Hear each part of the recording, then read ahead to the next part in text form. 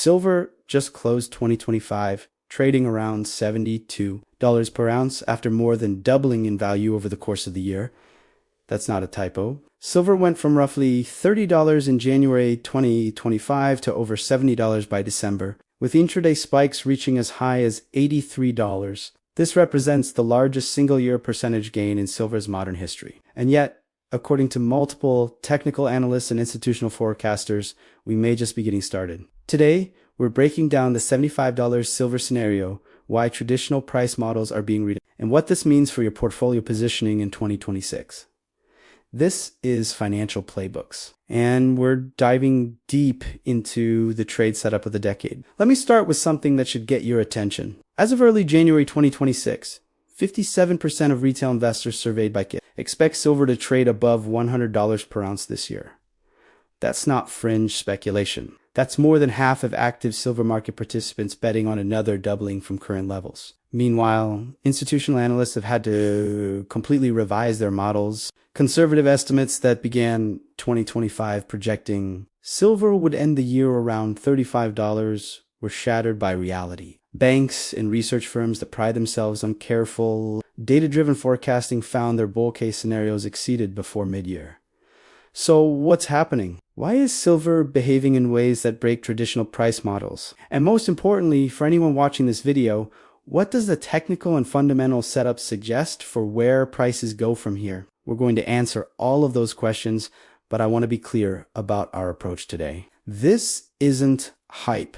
This isn't telling you silver is guaranteed to hit any specific number. What we're doing is walking through the actual scenarios, the price levels that matter, the catalysts that could drive moves, and the risk factors you need to understand. By the end of this video, ULL have a framework for thinking about silver in 2026 that goes beyond hopium or fear and gives you actionable intelligence. Let's start by establishing where we are right now and how we got here. Silver entered 2024 trading near $24 per ounce. Throughout 2024, it built steady upside momentum, eventually climbing to roughly $30 by year end. That set up a strong technical and psychological base going into 2025. The momentum continued through the first half of 2025, with silver adding another $6 to $8 relatively quickly. By mid-2025, the metal had blown past the long-standing $35 resistance level that had capped prices for years, marking its highest price in 14 years before pushing toward $39.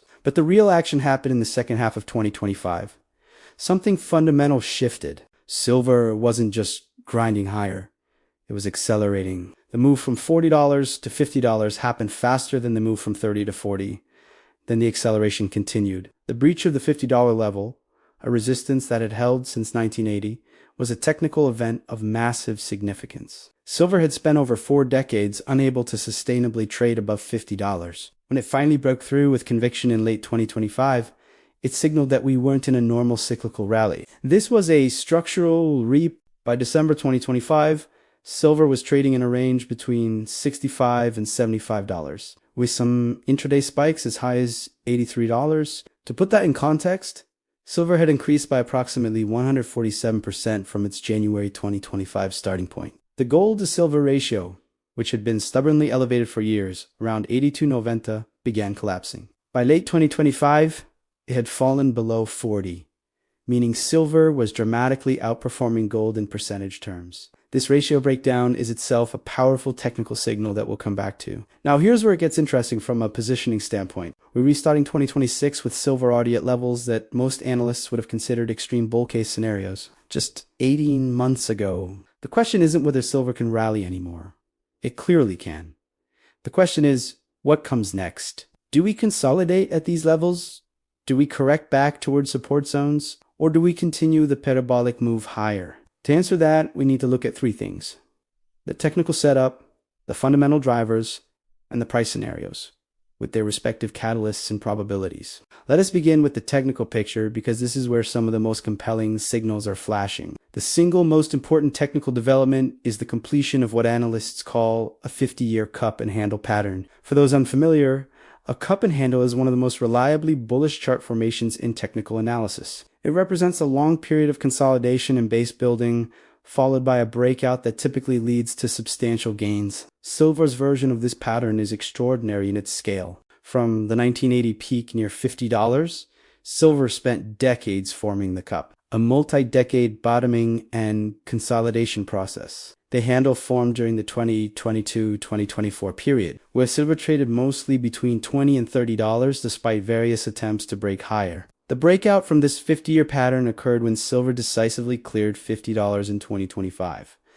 Technical analysts at Investing Haven have called this the most powerful bullish reversal in history for silver. The implications are significant. When you measure the potential upside from a cup and handle breakout, you typically look at the depth of the cup and project a similar gain from the breakout point. Silver's cup depth from 1982, its 2020 lows, was roughly $45. If you apply that to the $30 breakout level from early 2025, you get a technical target around $75. If you apply it to the $50 breakout level, you get targets well above $100. Some technicians are projecting even more aggressive targets. FX Empire's analyses suggest that if silver follows historical precedent from its 1993 to 2011 rally, which produced a 747% gain, a similar percentage move from the $30 base could theoretically target $250 to $300. Now, I want to be extremely clear. Those are technical projections based on pattern completion, not fundamental forecasts or guarantees. Markets don't move in straight lines, and there are many variables that could alter the trajectory. But what these technical frameworks tell us is that the structural setup is extraordinarily bullish from a charting perspective. And the immediate hurdle we're watching is the psychological $100 level. Current support and resistance levels matter enormously for near-term positioning. As of early 2026, technical analysts have identified support in the $65 to $70 range. This represents the consolidation zone from late 2025 and acts as a base for the current structure. As long as silver holds above this zone, the bullish thesis remains intact. Below $65, the next significant support sits at $50 to $55. The breakout zone, that should act as a floor if we see a deeper correction. On the resistance side, $82 to $84 represents the intraday highs from late 2025 and the first major barrier to further upside. A decisive break above $85 would likely trigger momentum buying and could lead to a rapid test of the psychologically significant $100 level. Above,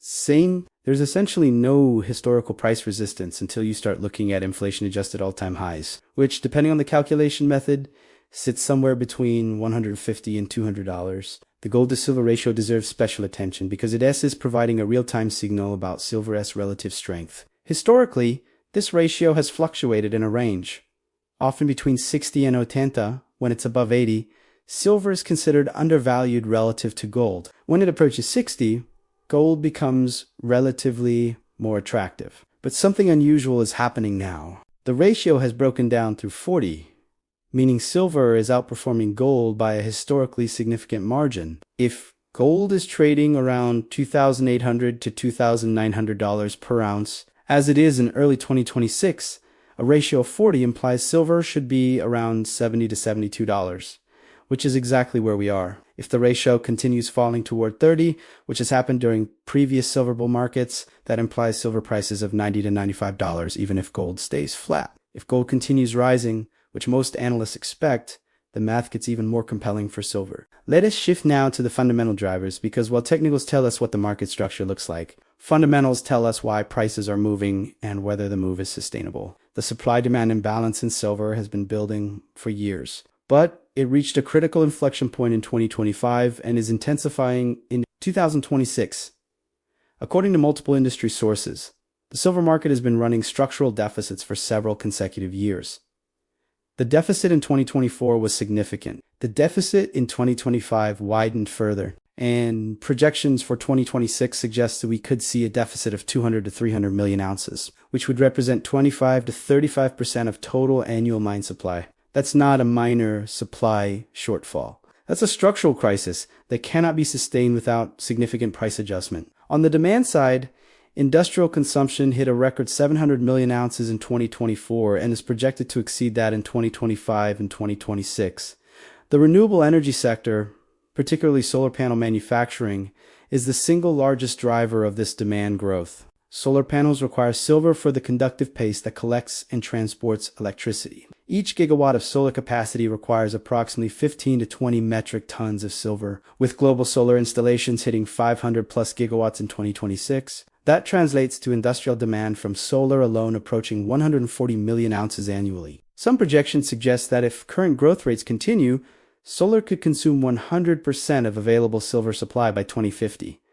That's obviously not sustainable, which means either silver thrifting technologies need dramatic breakthroughs or prices need to rise substantially to incentivize new supply and rationalize demand. Electric vehicles represent another significant and growing source of silver demand. Each EV contains 25 to 50 grams of silver compared to 15 to 20 grams in traditional internal combustion vehicles, with EV sales projected to exceed 20 million units in 2026. That's adding 30 to 40 million ounces of annual demand, a figure that could double by 2030 as EV adoption accelerates. The charging infrastructure required to support this EV fleet is also silver intensive, with fast charging stations containing substantial amounts of silver in their power, electronics, and connection systems. 5G network deployment, while not as large as solar or EVs in absolute tonnage, still represents 20 to 25 million ounces of annual demand at peak build-out, which we're reapproaching in 2025 and 2026. China alone plans to have over 3 million Sync base stations operating by the end of 2026. And each base station contains 2 to 3 times as much silver as a 4G station. This demand is non-discretionary. Telecommunications companies have committed to deployment timelines tied to government spectrum auctions and face penalties for missing milestones. But industrial demand is only part of the story. Investment demand is surging in a way we haven't seen since the 2011 silver peak. In the first half of 2025, silver exchange-traded products saw record inflows of 95 million ounces. That number has continued growing into late 2025 and early 2026. When investors buy silver ETFs, they're pulling physical metal out of available supply, tightening the market further. This creates a feedback loop. Tighter physical markets lead to higher prices. Higher prices attract more investment demand. More investment demand tightens physical markets further. You can see where this goes. There's also a geopolitical dimension that's often overlooked but increasingly relevant. China has been a major player in silver markets, both as a consumer and as a strategic accumulator. Recent analysis suggests China may be positioning silver as part of its broader commodity security strategy. If that's true, and if other nations follow suit viewing silver as strategic rather than just industrial, we could see sovereign demand enter the market in size, similar to what we've seen with gold and central bank buy-in. Now, let's talk about the supply side, or more accurately, the lack of supply response. Normally, when prices double or triple, you'd expect mine supply to increase as higher prices make marginal deposits economic and incentivize new development. That's not happening with silver, at least not quickly enough to matter in the 2026 time. Why?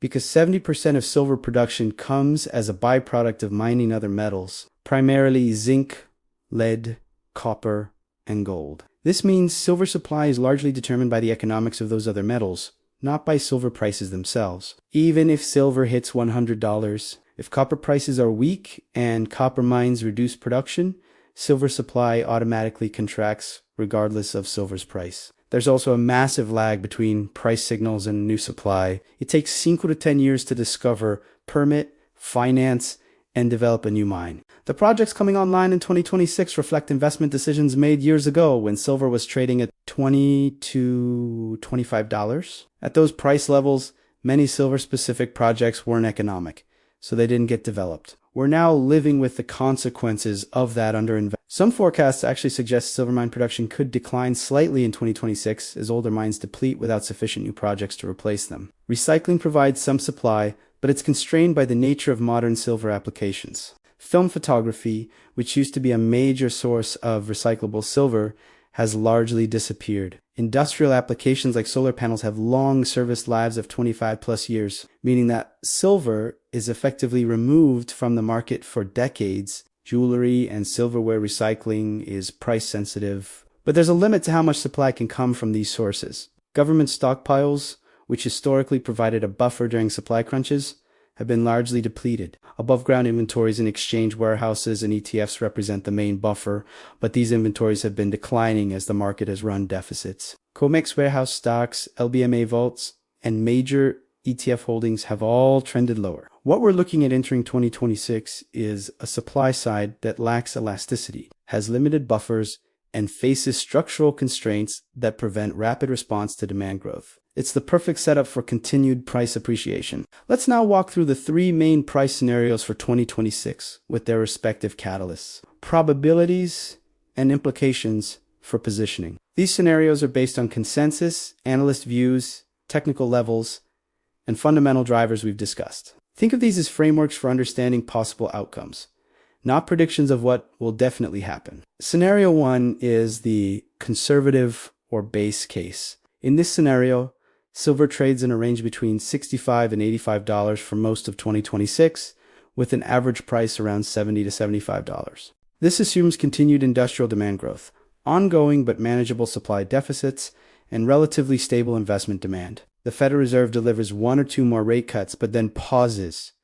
Economic growth remains positive but modest. The dollar doesn't collapse, but gradually weakens. In this scenario, silver consolidates the massive gains from 2025 and builds a platform for further gains in 2027 and beyond. The probability analysts assigned to this scenario is roughly 40 to 50%. It's the most likely single outcome because it doesn't require extreme developments in any direction. For positioning, this scenario favors holding existing silver positions with a long-term perspective rather than aggressive trading. Core holdings in physical metal ETFs or quality mining stocks make sense. You're not getting rich quickly in this scenario, but you're preserving and growing wealth at a rate that significantly outpaces inflation and most traditional assets.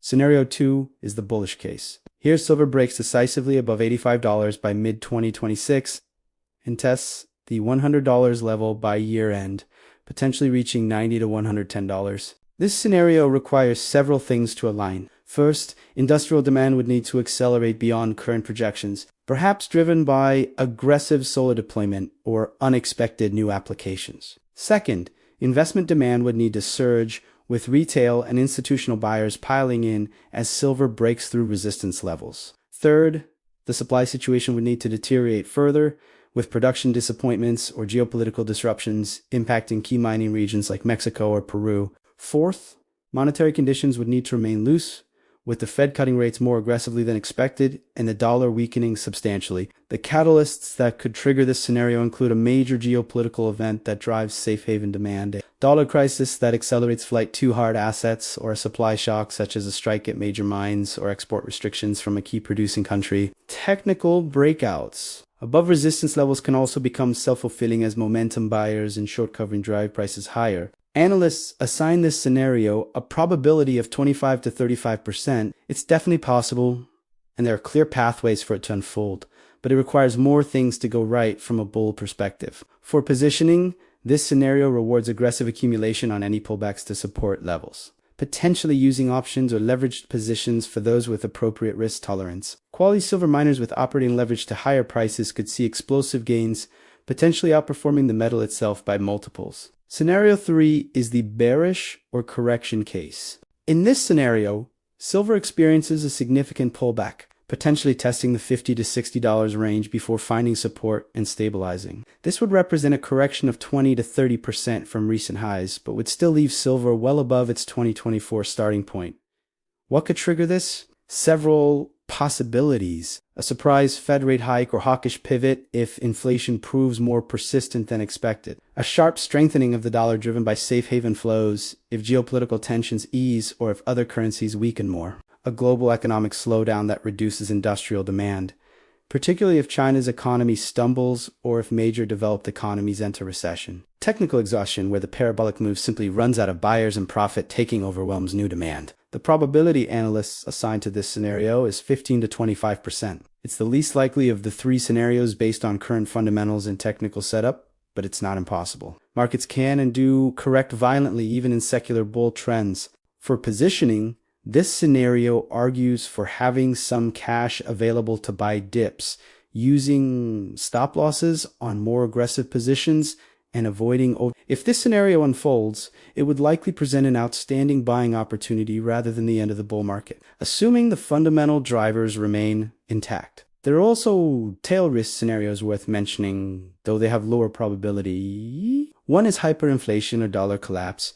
where silver prices could spike to $150, $200, or even higher as part of a broader flight from fiat currency. This would be driven by a loss of confidence in the monetary system rather than normal supply-demand dynamics. Another tail risk is technological breakthrough, where a new manufacturing process dramatically reduces silver consumption in solar panels or other applications, causing demand to plummet. This seems unlikely in the near term given the timeline for technological deployment, but it's theoretically possible over a 5 to 10 year horizon. Now let's talk about how major institutions and analysts are actually positioning their forecasts. Remember, these are the professionals with billions of dollars at stake getting paid to analyze these markets. Larry Lepard, a well-known precious metals investor, has stated to see silver reaching $75 by mid-2026 and $80 to $90 by year-end as realistic targets given market dynamics. He's pointed to the deeply entrenched structural deficit as supporting even $100. Peter Reagan from Birch Gold Group notes that inflationary pressures are likely to keep rising, making it harder for people to plan for retirement, and suggests silver could see both higher prices and stronger demand in 2026. Philip Newman, managing director at Metals Focus, remains bullish despite silver's sharp rally, projecting a potential price target of $70 per ounce. Some forecasts are more aggressive. Dolly Varden Silver, a mineral exploration company, has predicted silver will likely outperform gold, suggesting silver could hit $73 as a target. Alan Hebert from Gold Silver is particularly bullish, stating he's expecting silver to perform better in 2026 than it did in 2025, and he wouldn't be surprised to see prices increase by over $100 per ounce, potentially reaching $175 or higher. Muhammad Amara at FX Empire has technical projections suggesting the first major hurdle is the $100 psychological level, which could be tested in 2026, with a break above 100 opening the door toward $250 to $300 based on pattern completion. These aren't fringe, these are institutional analysts, company executives, and market strategists with reputations on the line. The consensus among bulls is that silver is entering a phase where traditional price models do apply because we're dealing with a structural repricing driven by supply-demand imbalances that have never existed at this magnitude before. Even the more conservative institutional forecasts have been forced upward. Banks that initially projected silver would trade at $56 to $65 as a base case for 2026 are now acknowledging that $70 to $90 is a realistic range given current momentum and fundamentals. The reality is that nobody truly knows where silver will be at the end of 2026. What we do know is that the fundamental and technical setup is extraordinarily bullish, that supply-demand imbalances are worsening rather than improving, and that price momentum remains strongly positive. For practical positioning, here are some frameworks to consider. If you're a long-term investor who believes in the structural bull thesis, the strategy is straightforward. Accumulate physical silver, weather coins, bars, or allocated storage as a core holding. Supplement with ETFs like SLV or PSLV for liquidity and convenience. Consider quality silver mining stocks for leveraged exposure, focusing on producers with low-cost operations and exploration upside. Companies like First Majestic Silver, Pan American Silver, or Wheaton Precious Metals offer different risk-reward profiles within the mining space. Set a target allocation, perhaps 5 to 15% of your portfolio depending on risk tolerance, and maintain it through. If you're more tactically oriented and willing to trade around a core position, use technical levels for entry and exit points. Buy on pullbacks to support zones, currently around $65 to $70. Take profits on rallies to resistance, currently $82 to $85, but keep a core position. Use option strategies like covered calls to generate income or protected puts to hedge downside if you're concerned about correction risk. Be disciplined about stop losses if you're using leverage. For those with shorter time horizons or trading accounts, the volatility in silver creates opportunities but also significant risks. Intraday and weekly swings of 5 to 10% are common in this environment. That creates opportunity for skilled traders but can also quickly wipe out capital for those who are over-leveraged or poorly timed. If you're trading rather than investing, size positions appropriately, use stop losses religiously, and recognize that you're competing against professionals in a market that can move violently in both directions. One critical point about risk management: silver is significantly more volatile than gold. While that volatility creates upside potential, it also means drawdowns can be severe even within a bull market. In 2011, silver peaked near $50, then crashed to $26 within a few months, a decline of nearly 50% despite being in the middle of a multi-year bull run. Pullbacks of 20 to 30% can happen quickly. Position sizing matters. Do you want to put money into silver that you might need in the short term or that you QE and afford to see decline significantly? There's also the question of timing. Are we early, mid-cycle, or late stage in this silver bull market? The technical analysis suggesting we're in the early stages of a major breakout is compelling. The fundamental drivers of supply deficit and industrial demand aren't going away. That argues for an extended bull market potentially lasting years. However, the parabolic nature of the recent price action, the extreme bullish sentiment, and the fact that we've already doubled in a year suggests we could be closer to a near-term top than a bottom. This doesn't mean the bull market is over, but it might mean we consolidate or correct before the next major leg higher. My personal take, and this is opinion not advice, is that we're in the middle innings of a secular bull market in silver, but potentially in a late stage of the current momentum surge. That means I'd be cautious about aggressive new buying at current levels, preferring to wait for pullbacks to establish support zones. But I wouldn't be selling core positions because the long-term setup remains extraordinarily bullish. If silver corrects to $60, that's likely a gift to accumulate more.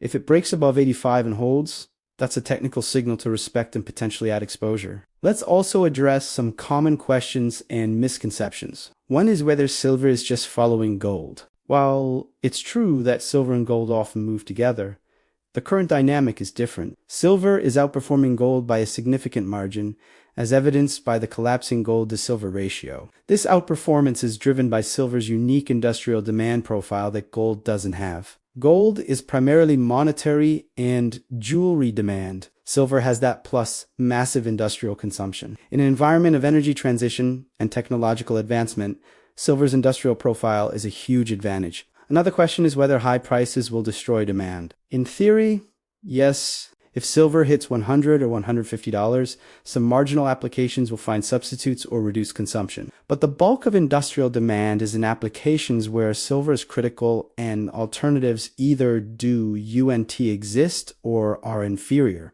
You can't make solar panels work efficiently without silver. You can't run 5G base stations without silver-based components. This demand is relatively price inelastic up to much higher price levels than we're currently at. People also ask about the Hunt Bros comparison. In 1979 to 1980, the Hunt brothers attempted to corner the silver market, driving prices to $50 before the scheme collapsed. Isn't the current move similar? No.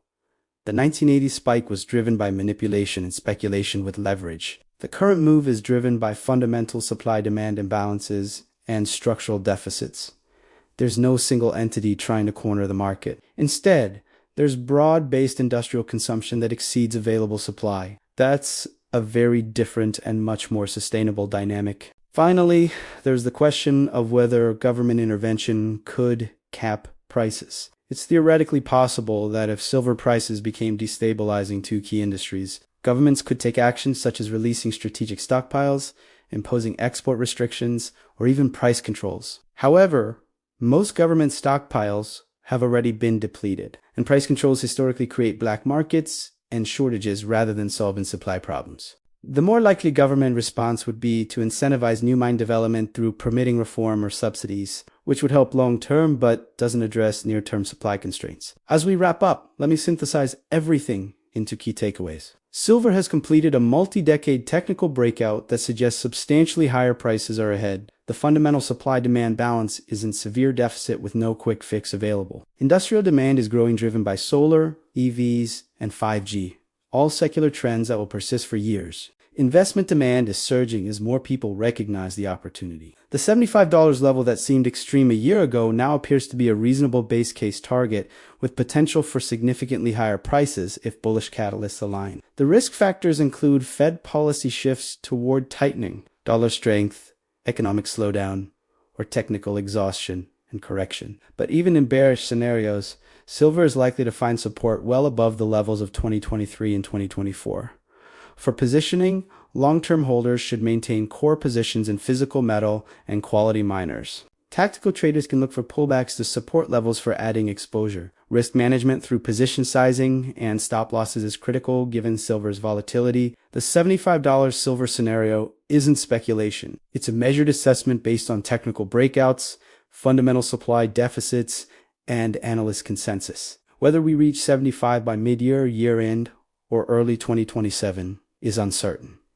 But the direction appears clear. We've in a secular bull market in silver driven by structural factors that traditional price models didn't account for. The combination of industrial demand from the energy transition, supply constraints from underinvestment and byproduct production dynamics, and monetary conditions that favor hard assets creates a perfect storm for higher prices. 2026 could indeed break all price models, not because of hype or manipulation, but because the physical reality of supply and demand is forcing a repricing of silver to levels that reflect its true scarcity and utility. Whether you're an investor, a trader, or simply someone trying to preserve wealth in an uncertain monetary environment, understanding these dynamics is essential. Silver isn't just a trade, it's a bet on the energy transition, on the failure of monetary policy to control inflation, and on the laws of supply and demand ultimately asserting themselves regardless of what markets expect.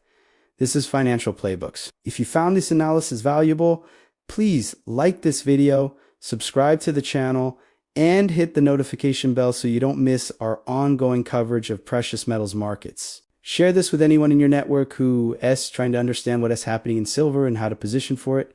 Drop a comment below with your thoughts. Where do you think silver ends 2026?